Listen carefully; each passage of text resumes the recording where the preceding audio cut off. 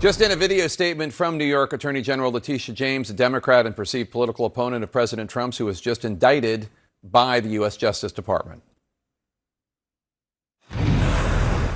This is nothing more than a continuation of the president's desperate weaponization of our justice system.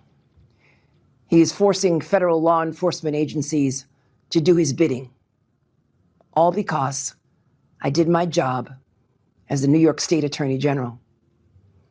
These charges are baseless, and the president's own public statements make clear that his only goal is political retribution at any cost. Let's bring in our political panel. Chris Gallant, who is running for Congress in New York as a Democrat, New York 1, and Mara Gillespie, former press advisor to Republican House Speaker John Boehner. Chris, first to you, your reaction to this indictment of yet another Trump political foe. I think that this is just a distraction. That's always kind of what it's been. We're just distracting from what the real issues are. I feel like Washington is broken right now. There's like a lot of issues that we need to focus on. It comes down to working families and making sure that we can help working families here. This is just another distraction over and over again. Mara, it does seem like this is the second political adversary that the president mentioned in that Truth Social message that the Wall Street Journal reported was accidentally posted publicly. It was supposed to be a private message to Attorney General Bondi. Comey was indicted. Now Letitia James. What do you think? I think Trump getting them indicted in and of itself is the win for him. Whether he loses these cases or not, I don't think he really cares. I think dragging people through the mud who he promised to hold accountable is a win for him. I'm not saying that's a good thing. I'm saying that's probably what he's viewing as a victory for himself. Let's turn to the government shutdown. Congresswoman Marjorie Taylor Greene, Republican of Georgia, was on CNN this morning, was very clear on who she thinks is to blame for this. I see the shutdown completely different from maybe my party leadership. And I'm not putting the blame on the president. I'm actually putting the blame on the speaker and Leader Thune in the Senate. This should not be happening. And I don't think, look, as a member of Congress, we already have a low enough job approval rating. This shutdown is just going to drive everybody's approval rating that much lower. I'm actually pretty surprised to hear her blame Speaker Johnson and Leader Thune. Most Republicans, almost every other Republican I've heard from, are blaming the Democrats. What's interesting is that she's taking the opportunity to blame them, but making a point not to blame the president. I think it's really a clear delineation there. But she's not wrong in the sense that this is a problem that is going to see itself play out in the next few weeks, because the healthcare conversation, yes, Republicans are going to say that they have this bill, they want to get it done. It reminds me of 2013. Barack Obama refused to talk to Republicans and my former boss until the shutdown was over to negotiate anything. He refused to negotiate anything until the shutdown threat was off the table.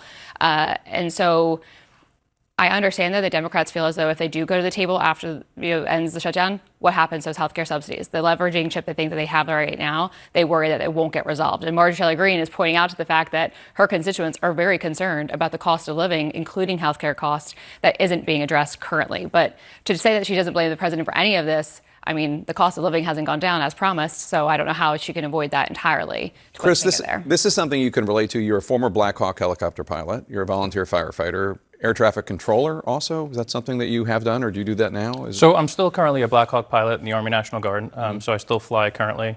But your colleagues not getting paid, right? I mean, I was a former FAA air traffic controller. They are not getting paid.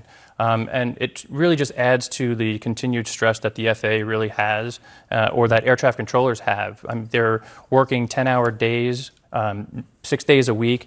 That last day when they're home for just a couple hours, just for 24 hours, they just want to sit down and just not think. To add the stress of working paycheck to paycheck is just not fair to them. It's not fair to the military members either that are going to, possibly have their pay not come in on the 15th. Yeah. It's an all-around thing. Nobody wins during a government shutdown. And the biggest problem here is really when it comes down to healthcare. Our healthcare really, for working families, is a priority, and it's super important to make sure that we get these things addressed and fixed. And in order to do that, you have to bring Congress people back to work and figure it out. So you're running for Congress. If you were in Congress right now, you would not have to be in Washington because Speaker Johnson has adjourned. And Speaker Johnson appeared on C-SPAN this morning to take questions from callers, and a military mom called in. Take a listen. And as a Republican, I'm very disappointed in my party, and I'm very disappointed in you because you do have the power to call the House back. My kids could die. We don't have the credit because of the medical bills that I have to pay regularly. She's talking about medical bills that she's not going to be able to afford because they're not being paid. I think this highlights that in a shutdown, I've been through 3 in my time in Congress, the American people are the ones who lose. There's no winner in a government shutdown. There really isn't.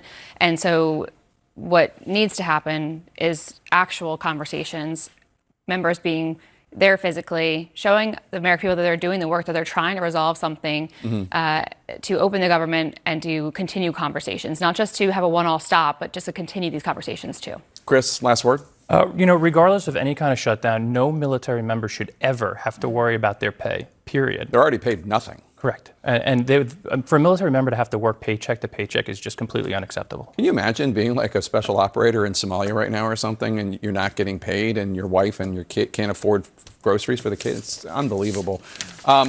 Chris and Mara, thanks to both of you. Appreciate it. Coming up,